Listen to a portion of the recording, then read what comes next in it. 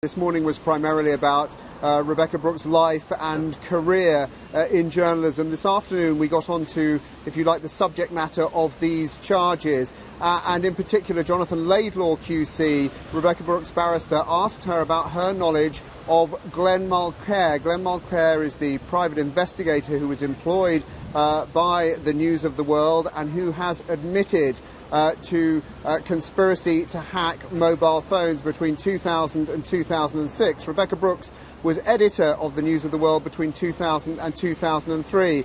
And in an exchange between her and Jonathan Laidlaw, he asked her, we will examine allegations. Let me ask you this. During that period, May 2000 to June 2003, had you heard of Mr. Mulcaire's name? No, replied Rebekah Brooks. Jonathan Laidlaw said, had anybody, as far as you remember, spoken his name in your presence? No, replied Rebekah Brooks. What about his activities? If his name hadn't been mentioned, was any of his activities brought to your attention?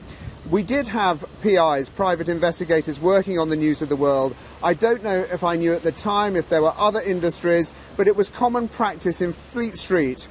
You're saying you didn't know of his name as working for the News of the World, asked Mr. Laidlaw. No, replied Rebekah Brooks, I'd never heard this name. Jonathan Laidlaw then asked, as for PIs, you knew they were working for the News of the World? Yes, replied Rebekah Brooks, it was PIs, tracing agents. Jonathan Laidlaw then said, had his name ever been associated with private investigators? No, replied Rebekah Brooks. And finally, Jonathan Laidlaw asked, as for phone hacking, accessing voicemail messages, was any involvement he had in that practice ever drawn to your attention? No, not at all, replied Rebekah Brooks.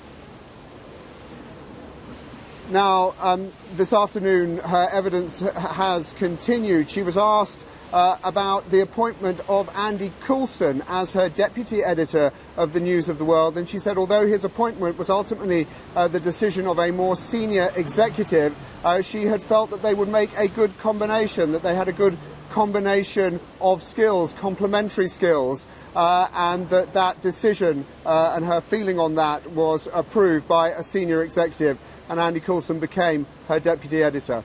The case continues. I should say, of course, that Rebekah Brooks denies all of the charges against her.